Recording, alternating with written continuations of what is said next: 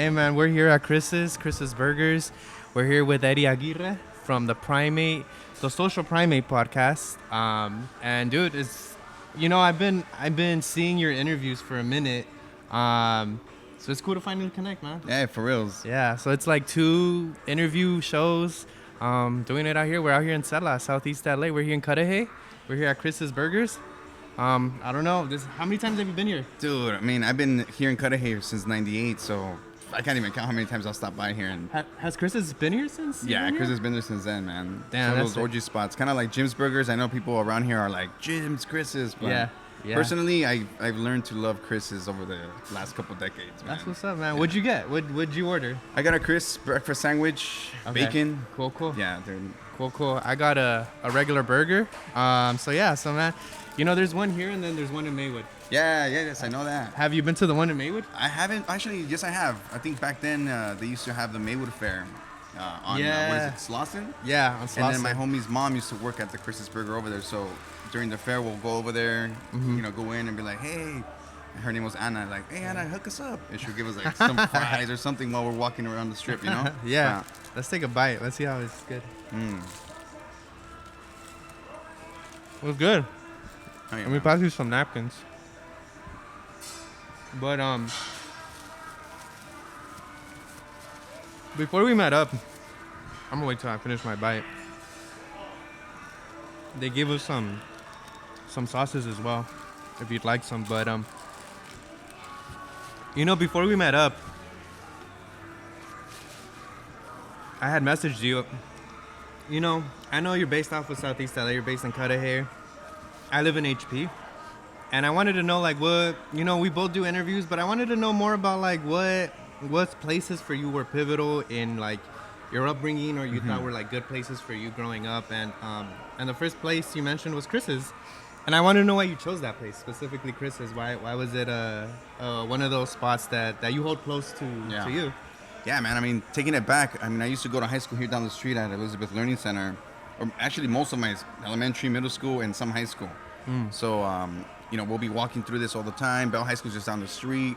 Yeah. So, like, this little cross section was always something I was crossing, either going to high school or coming out with my friends. Yeah. So, Chris is the spot right here. We'll stop by and get something small like this. Yeah. And then just hang out. Like, it was kind of honestly one of those cool things to do. And as I grew older, my homies live around here too. So here there's a little like a trailer park. We used to hang out there all the time. And dude, it's just I've been around in this little corner for a minute. I got mugged again down the street. God. Like, this place has history, like. Fuck, man. No, that's real. It's funny you mentioned that mugging, because that's low key. That's how it happens sometimes. I grew up in Montebello. Yeah. We went to a Chinese food spot, and my friend put his bike outside, just left it outside like nothing. An hour goes by, and he's just pushing, move. I'm like, what's going on? And we just see a dude book it with his bike. We run after him, and we didn't get it, but at least we tried. Yeah, but that's what it is, right? Yeah, That's what man. friendships come down to. It's like, just growing up and going to different food spots growing up. But yeah, man, that's awesome. That's awesome to hear Chris's. You said you've been here since 98. 98, yeah. Yeah, damn.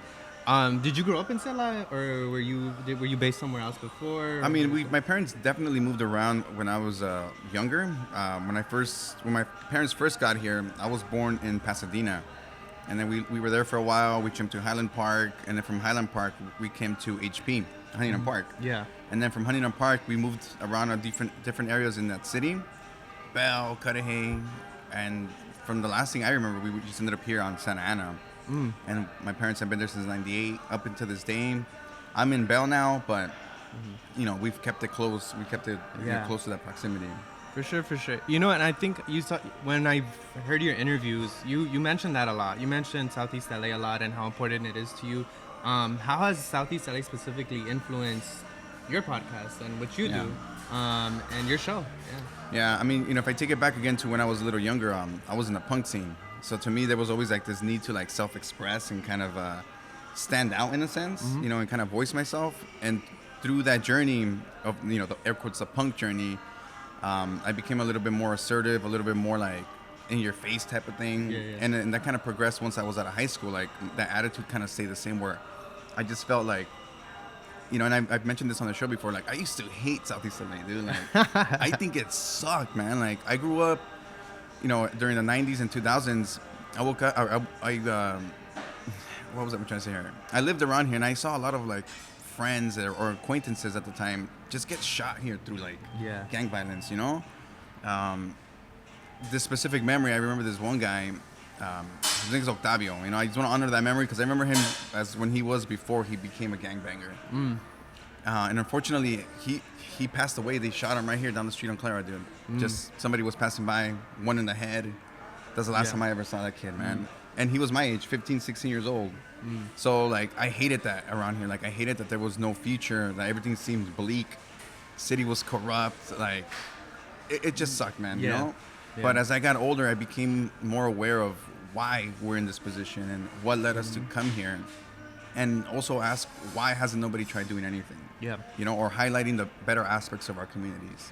So that's when I was in my early 20s, and I decided, like, you know what, like, if I'm going to live in this area, it's not going to do anything if I'm just hating on it and just being bitter about it. Like, what can I do that's actionable and try to make things a little better? And that's when I realized, like, podcast and conversation, just opening up those discussions to the people who live in these areas, it's a start.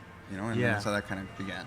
I see that a lot in your interviews because every interview you've done, I could tell there's intentionality as to who your guests are and what you want to ask, and it's always this these themes of like what can we learn from society, from each other, and what social change can we make in different formats, right? If it's you recently had the Sela Bicycle Club, but you also had Locotora Radio, but you've also had like Melina, who's also one of our fellow friends. Yeah. So it's like all these people doing these different things around the city, but they all have one consistent theme. How do you approach that when you're choosing who your guests are? I like approaching things in relating to the punk and to the rebellion, like kind of going out of the box. In my 20s, I kind of messed around with like psychedelics and stuff. And one thing that I really took out of that in itself was that you don't necessarily always have to have these psychedelic trips using like these substances to kind of enhance your self-awareness. Initially, it helped me, but after that, it kind of opened up my ability to kind of like you mentioned, have intention with the things I'm doing and moving with purpose. I like saying that on the show. And the way that started happening again was just I knew people around me who were doing some great things, who were at least taking up the challenge of, I don't know, trying to make the hometown a little better, And I wanted to learn from that. And, just to give you a little background on the podcast, like, I was in your face type of guy, but I was also very shy and reserved when it came time to groups. So it kind of, there was this internal battle with me where I wanted to scream and like, hey, look at this. But at the same time, I'm just like, I don't have the courage, man, Yeah. But through that, it started pushing me like, hey, I want to have these conversations. I kind of get out of this comfort zone and meet these other people, right? Yeah. What are these people doing? How are they doing it? And how can I learn from them so I can kind of keep expanding my own self as well? Yeah. I want to take it back to punk rock. Yeah. I feel like punk rock is like a big influence to what you're doing, like you're mentioning, and music in general. But did you grow up playing in bands, or did you grow up playing any instruments? I did, yeah. When I was like 14, around there, that's when I met my first couple homies. And we started a punk band called LA's Busted. LA's Busted. Yeah. What's the reasoning behind that name? You know what? We were just 14. We were like, we need to make this sound cool and hip. And to us, that's what it was. And our logo was what was it? A Donald Duck with a mohawk and a leather jacket. Oh, that's hard. Yeah, man. I have to find those in the archives of things. But I was playing the bass at that time. Okay, sick. I started off as a bass player. Kind of always stuck around with the bass. But yeah, punk rock was definitely one of those things that kind of got me involved, in the social, environment. Yeah, for sure. Rocking out. For sure. And I feel like for a lot of us, especially for me also specifically, like punk rock and music was one of those first outlets where we're able to understand our surroundings. We're able to like get some kind of political activation or some kind of understanding for our shit that's going on, right? That like for a lot of us, like, especially for me, speaking for myself, like our parents don't have the... there's an approach they have, and they might be like, for my parents, it's like work hard, you got that to succeed. But then there's also like these other things that aren't spoken about because they aren't known about, but that the music lets you know, like this is what's going on as well. But that's sick. Was that true for you as well? Like punk rock kind of brought that out? Yeah, definitely. There's this particular band I can recall, Escorbuto. Escorbuto. Yeah, they're from Spain. Punk rock, they're from like the 80s. So, obviously what I think most bands talk about their political climate a lot of the times. And theirs was like, they're talking about Spain and how like homeless are just like on the streets, like the environment in which they got into that. And 14, and I think about it now because I have a 13-year-old now, dude. Yeah. And I see him and I see myself and, we're kids. We're not really looking into like whole social commentary, Yeah, like, for sure. But I started realizing like when I started reading the lyrics, like, man, this guy's talking about some crazy stuff like homelessness, just government corruption. Yeah. And I'm just there like a 14-year-old like, this is punk. Yeah. And you start getting older, but I think you kind of get conditioned too based on the music that you're listening to, For sure. And I think it also gives us an outlet to put our energy, right? Whether it be like the energy that's built up from the shit that's going on around us or other things. And it's one of those things. So I definitely appreciate that. Did you grow up playing in backyards and stuff? Or how was that for you? I went to backyards. I didn't get the chance to play an actual show. Okay. But we were always at backyard shows here in Elizabeth. Yeah. Maywood was always cracking with backyard shows. And, of course, the Allen Theater in Southgate, that was a thing back early 2000s for me, Yeah, for sure. So definitely was part of that scene. As I got older, it got a little bit more hardcore. Like, people started drinking and doing all this stuff. Yeah, man. That's where I kind of drew the line at some point, especially because my parents were like, what are you doing? You're like 16, can't be walking out there at midnight. But, dude, it was a really cool experience just being able to partake on that. That's sick, man. Were there any punk bands besides the one you mentioned right now that were pivotal for you that you thought were like, your top bands growing up? Yeah, I mean, I want to say for sure Ramones were like, they were the first ones, the Ramones, to get me started on that. For sure. And then from there, I moved on to like British punk. There was a band called The Addicts that was really big. The Addicts? Yeah. And then from there, I went international. I went to Japanese punk, man. Okay. So there was a lot of Japanese punk. Influenced by like Clockwork Orange. Yeah. Clockwork so Orange. They had their whole attire was like this gritty raw version of.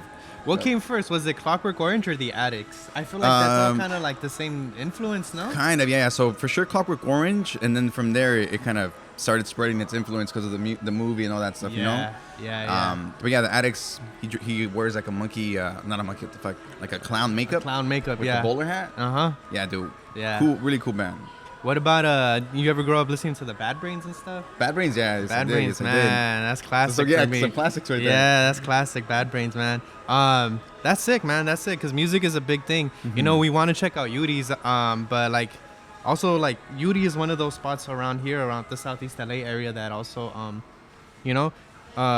carries music, carries records and stuff like that. Did you grow up going there as well? Yeah, early on, I haven't been in the last couple of years as consistently, but back in the day, I used to go to buy punk shirts, like just, vinyl, CDs, whatever it was. Back then you would go in there and browse, take a couple of, like an hour or two just looking through stuff. Yeah. But yeah, that was one of those cool spots to go to, man. I love that. It was that spot, and if people remember, there was one in HP on Pacific called The Scream. The Scream. That was a sick-ass punk shop, too, and like Yudi's. Okay, but that one closed down, and then Yudi's became the spot. Yeah. Any memorable shows growing up that you went to? You're like, damn, this is one of the ones. Like just in general? Yeah, just in general, yeah. Yeah, I definitely have a few shows.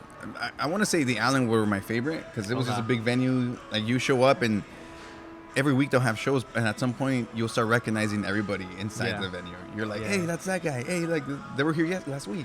Yeah. And it felt like a little community, Yeah, for sure. A scene, right? That's what they call a scene. Yeah, exactly. For sure. I want to come back to something you mentioned earlier, which is that, all these things you've learned throughout your time here, and now you have a teen. Yeah. Well, 13, right? A 13-year-old, man. How's that been for you? Like, raising a child, but also, like, I think you're mentioning, like, you're learning a lot, and I've even heard previous interviews where you're learning as you're going about things, right? But how has that been for you to raising a teen now? Yeah, man, it's a little hassle. I mean, I've only gotten like a tip of it, I think. Yeah. He was actually turning 13 in a month. Okay. So, but his attitude is already changing, man. I see it. Like, I'll be like, look, check out this movie, this game, this song. Yeah. It's mid. It's okay. And it's like, dude, like, why are you devaluing what I like?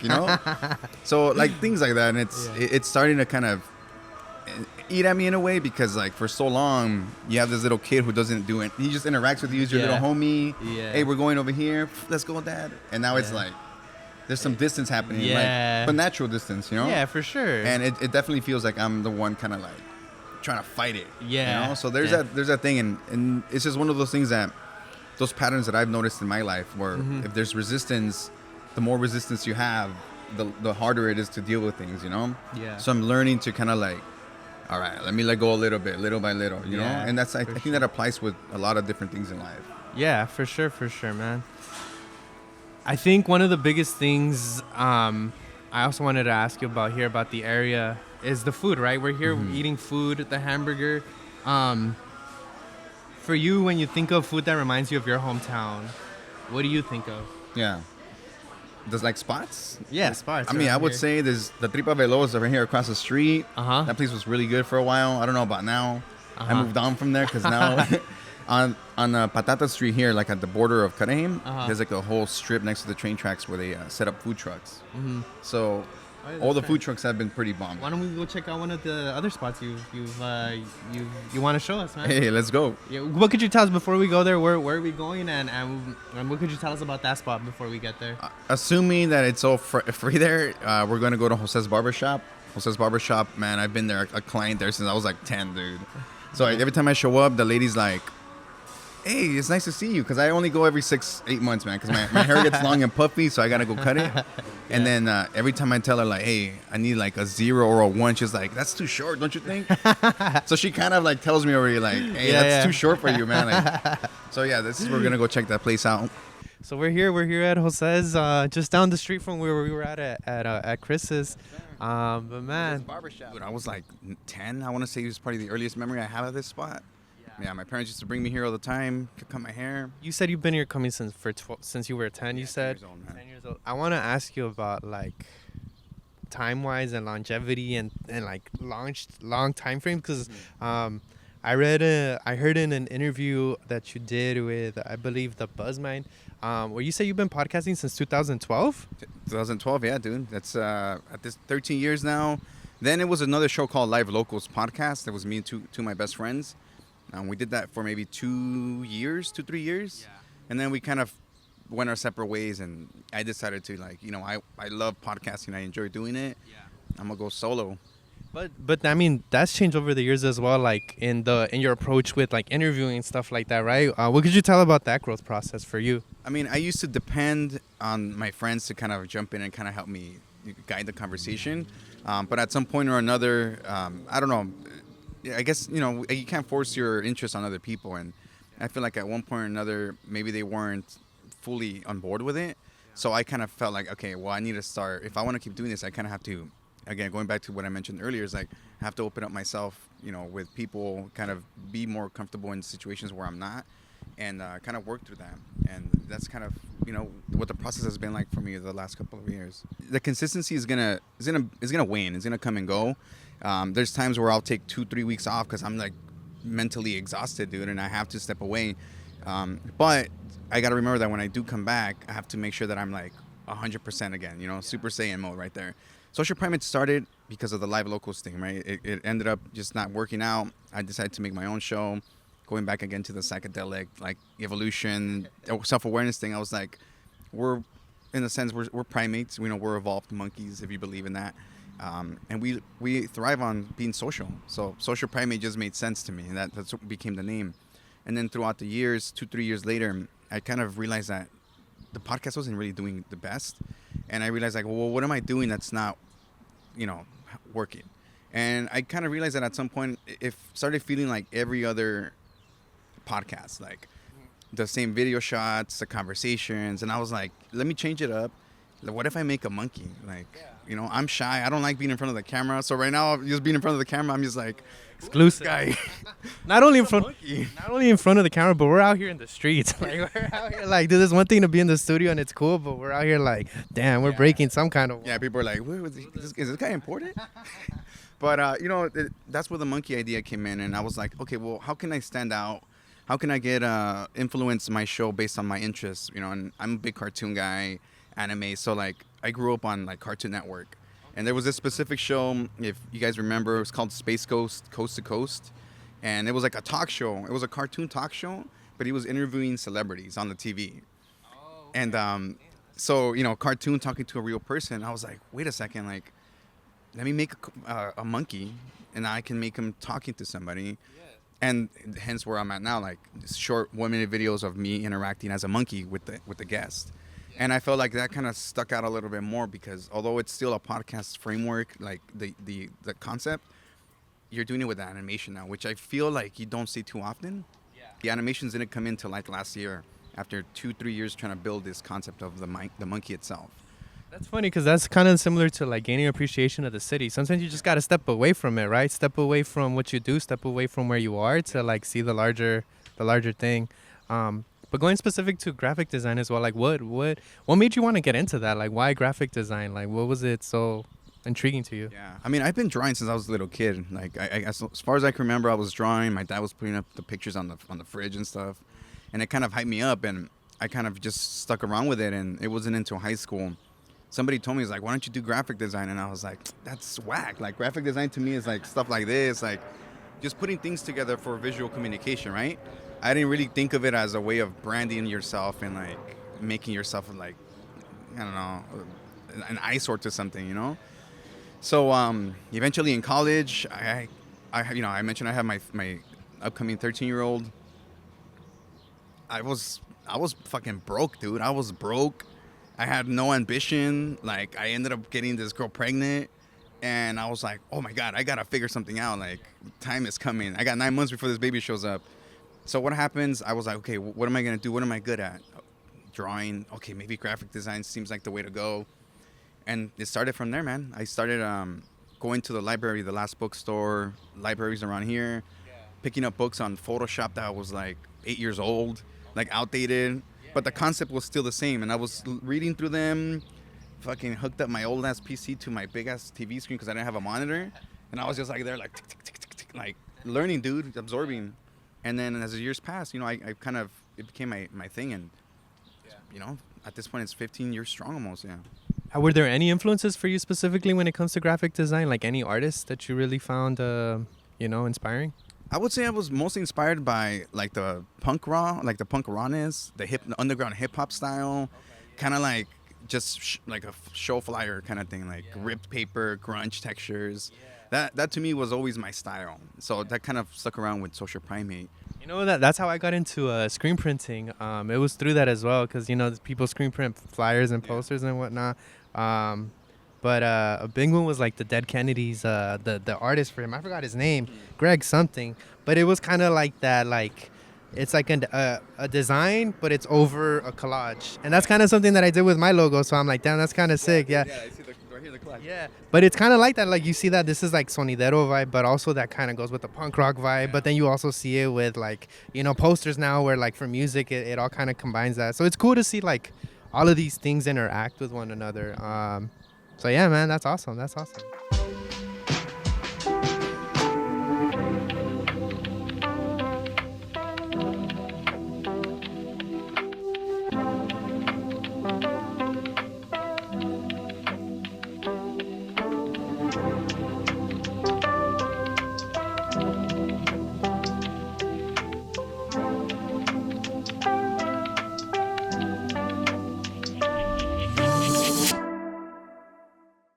Yeah, man, we're here at a park. The reason why I chose to close it out here at a park is because it's a third space, It's one of those places where everybody comes together. There's sports, there's people walking, there's people playing. And a lot of the times people on the internet say, like, damn, nobody goes outside anymore. Nobody's out here. But, I mean, people are out here, man. People are out here having fun. Did you grow up going to parks? I did, yeah. I have photos of me when I was like a little baby, somewhere in the playground that they collapsed over there and that they broke down. Yeah. I have pictures there. Yeah, dude, I was in the park as a little kid, especially around here. Like, it was just fun. It's been fun seeing the community change, Yeah. I like how you said the memory you had with you and your son coming to the park. You mind sharing that here at Salt Lake? What did y'all do? Well, I was mentioning that although Salt Lake Park is not the park that I consistently visit because it's not as close as Southgate Park is. Yeah. But I've been here a few times, and one of the last times that I came here was COVID, maybe 2021, 2020, around there. One of those COVID years. But we came, there was like this community Pokemon Go day, and my son was like super big on it. And, you know, in a way of kind of like bonding with him, I'll play and we'll do it all together. So we'll come over, we just kind of walked, and since it's a community day, apparently it's like a day focused on nothing but Pokemon Go. So they have like these exclusives and stuff. So we're walking around, and then we started just collecting Pokemon with a bunch of people, dude. It was a swarm of people just walking around the park. Like, hey, I got it. You know, there's these things called raids where like a bunch of you guys have to fight to get a legendary Pokemon. Yeah. So the more people you have in the group, the easier you can take it down. So there was like 20, 30 people there, dude, just hanging out, battling one Pokemon. I was like, dude, this is cool, man. Everybody's out here. Yeah, we're on our phones, but we're walking about. We're socializing. Like, there's still that interaction going on. You know? Yeah, man. Has there been something that you've you know, we're talking about this earlier in the day, but I'm thinking about it right now. I'm like, has there been something that you and your son have bonded over that you're like, damn, that's a good one? Like music, games, anything, sports? Yeah, for sure, games. I think I'm a pretty big gamer myself. Yeah. So God of War, man. Yeah, come on, man. I did my research. Sick ass game, dude. But yeah, gaming's always been our kind of our bond. We share that. You know, I started playing with him when he was, or playing Xbox with him with some Lego games. So he was like 7 or something. And since then, you know, I can't say that there's a specific game, but I know just like the community of that, like, it's just kind of, we're both in there, and it's really cool just to kind of be able to explore that with him, you know? I didn't have that when I was growing up. For sure, yeah. Do you ever think about, has your son ever heard any of your shows, any of your podcasts? He has, yeah. He started listening to some of the early ones a couple years ago. Yeah. And I think maybe 2 years ago, he told me, he's like, hey, when you get older, like, I'm going to take over Social Primate. Oh, damn. And I was like, what? For real? And he's like, yeah. I was like, because you're going to be old. And I was like, I mean, that's cool. I don't know how true that is. You know, he's going to keep his word on that, which I don't care. But the fact that he considers that, I was like, that's cool. And, like, I feel like he feels like I'm doing something that he wants to kind of take, you know, control over once I'm, like, old. Hell yeah, man.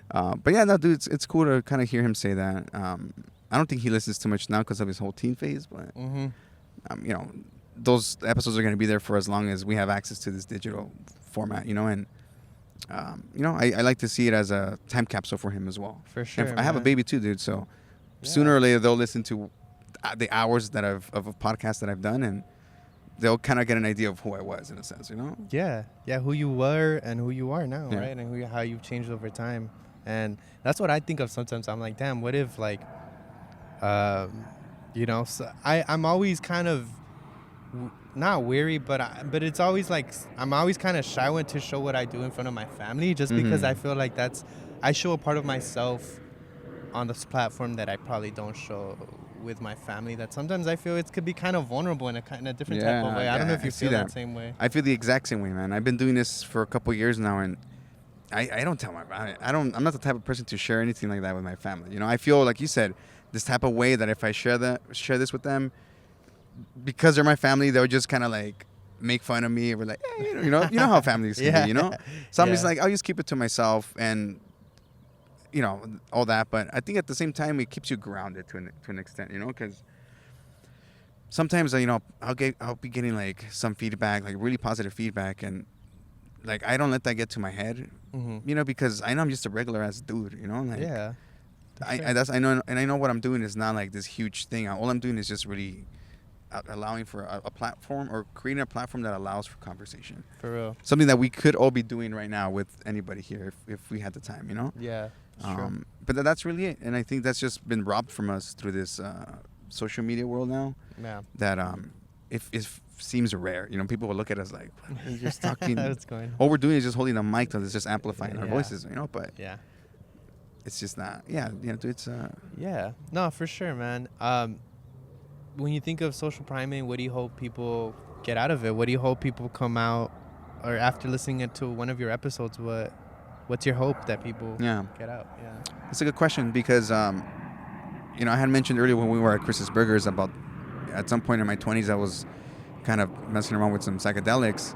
And after each trip, after I came back down or experienced like this, because it doesn't have to be through that. I've done a float, what is it called? Float tank or float lab? Okay. Yeah, you go in there, you lay down like in this, maybe it's like 2 feet of water, salt water, in this dark room. So no noise, no sensory. Oh, damn. And you lay there for like an hour and a half or something, or maybe 2 hours in complete darkness. Oh, wow. And it's supposed to take you like on the psychedelic trip without the substances. Mm-hmm. So it's all really your mind just kind of like trying to figure out its reality in there. Yeah. And if people are interested, there's one in Venice. It's called Float Lab. Float Lab. Yeah. So you go in there again. It's a big refrigerator-looking bathtub. You close the door, pitch black, no noise. It's like, it's weird, man. There's no sensory. So the point is, at some point, your mind kind of starts, I don't know, visualizing, making hallucinations in a sense. And point is, what I'm trying to get to is that through this, I started learning that what I wanted to do with the podcast was give that sense of relief of that weightlessness through conversation, if I could, through, you know, these topics that kind of break down certain issues that we're not necessarily comfortable with talking about all the time. And at least for me, every time I finish a conversation or a podcast, I feel that kind of weightlessness, like that relief, like, whoa, I had this conversation, I learned something new, I gained some value. And to me, that's what a psychedelic trip is like. Like, after you go through this whole thing of the bad, seeing what the bad stuff is, seeing how you can potentially be better out of it, that internal dialogue that you have with yourself, I think is what I'm trying to bring through with the podcast. That's you know? sick, man. Yeah, for sure. A ride, a trip. A good one, though. A good trip, yeah. Yeah. Hey, man, like, I keep hearing you talk about, like, psychedelics, man. Was that, like, something important for you? Like, when you first took that, were you taking it out of, like, fun, out of joy, or did you know that you wanted to experience something different? I didn't want to do it because I wanted to experience something different. I was going just through some mental things on my own, like just personal stuff, that I came to this crossroads where I realized that if I wanted to continue living like this secure, protective life, or if I wanted to just experience it at its full rawness, you know? And during this time in my life, it was like maybe my mid-20s, I decided that I wanted to face life where I was like raw, even if it hurt me in a sense, like emotionally or mentally, you know? Like, I wanted to experience the full spectrum of what it meant to be a human, like, if that makes sense, you know?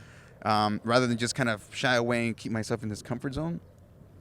So through that, it was a very big thing for me to kind of go through.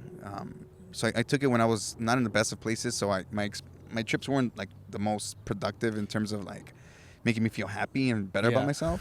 But it showed me the real shit. Like, it showed me like, and I like to say this, like, I think psychedelics, we take them because we take them because we want to see what it shows us. Or we have this idea, if we want to go in there, I want you to show me this. But in reality, I think these substances, they show you what you need to see, even if you don't want to see it. Yeah. You know, and it kind of forces you like, hey, no, you need to work on this. To face it. You know, face it and then deal with it. Yeah. And I think that, to me, was a big or an awakening, you can say. Yeah. And it kind of, from there, I kind of started chasing just the truth. Like, is there an objective truth? Like, what does that look like? And then, hence, it kind of just influenced the way I kind of did things, you know? Yeah. What is your objective truth? No, maybe not enough time for No, that's not even like that. I think straight up, I think we all, and this may not make sense to people. It makes sense to me, but I like to say that, especially in the last couple of years, even when we look at it in a social level, truth has been kind of falling apart. Like, what we think of what was real pillars of value, of truth, of what am I trying to say, structure, they're all man-made, you know? Yeah, and I think when we start looking at it in that sense, even all of our truths, they're all man-made, you know? And I started seeing that there's no real objective truth.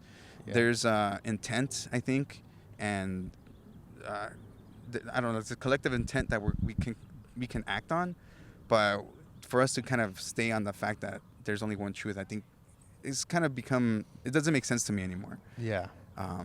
It gets a little confusing at that point, but I don't see it like that anymore. Everybody's truth is real in one way or another. I think we all just kind of collectively, be aware of our, again, intention is everything. Intention. I don't even know if that man. made sense, bro. Yeah, I mean, it's the intention behind it. No, man, it does. But I want to ask you this is one of the last few questions I have for you. When you come to a crossroads again, like, or just any crossroads, every day we face some type of crossroads. What's a quote, or what's something, or what's a phrase, or what's something you live by when you face it again? What do you keep in mind? So there's this thing going just to, full circle thing. Escorbuto, that band from Spain, they had this saying that I kind of always think about, and it says, it's in Spanish, and it goes something along the words of no hagas algo de lo que te arrepientas, pero no te arrepientas por no haberlo hecho. So, loose translation is like, don't do something you're gonna regret, but don't later regret for not doing it, or something like that. Yeah. And that to me is just like, fuck, we live our life on some sort of regret a lot of the times. Like, fuck, I wish I could have done this. I wish I could have done that. And then that kind of eats away at that energy that you could focus onto something better, right? Mm-hmm. And I think once you reframe it like that and you start saying like, okay, if I'm gonna do something, I'm gonna make sure that I do it and I have no regrets for it. But if I don't do it, don't regret it. Just see it as something that just came and went, and just kind of keep moving forward. And that to me has made a lot of sense with a bunch of shit in my life. Hell yeah, man. Just don't dwell on it for too much. Yeah. Things they keep going, man. Keep going, man. And sometimes it's easy to get stuck on something like that. Like, for sure. And it's normal, but I think it's also normal to understand that those are all patterns in our humanity. We'll come out of it. For sure, man. Hey, man, Social Primate moves with intention. I think that's what moves the world, man. It's the intention, and keep it moving forward. Thanks so much for being on the Tony, show, man. Thank you so much for everything. It's been a blast. Thanks, man. Hell yeah. Check us out. Check out the Social Primate. Where could they find you, man? Instagram, Social Primates. And then from there, you can kind of find links to Apple Podcasts and Spotify. And then if you want to see the clips with the monkeys, Instagram's the best spot for now. Yeah, man. What I can say is that anything locally, the conversation's always going to be great. You're always going to come out learning something about the city or about the person who they interview. Cool.